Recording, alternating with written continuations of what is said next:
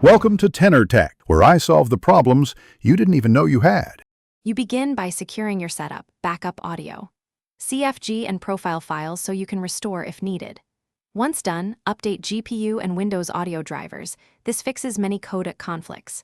Make sure overlays are closed. Origin, Steam, Discord, they inject audio hooks that cause glitches. Then launch Apex with process priority set to normal or above normal.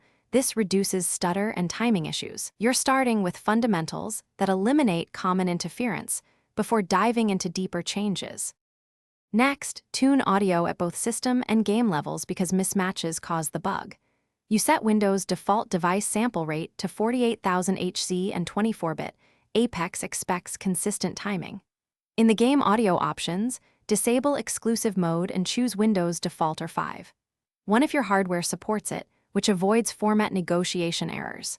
Turn off spatial sound and any enhancements.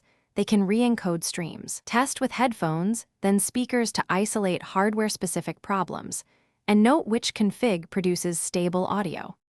To finish, verify Apex game files and clear the cache. Corrupted files often manifest as sound bugs. Reset audio. CFG to defaults if you see custom values, then relaunch with full-screen Navid and enable full-screen exclusive mode to improve audio timing. If issues persist, roll back to a previous audio or GPU driver. You might have a recent regression. As a last resort, check network RTP packet loss and reinstall any audio middleware. These steps address hardware, driver, and network roots of the problem. Thanks for watching. Subscribe to keep your life in tune.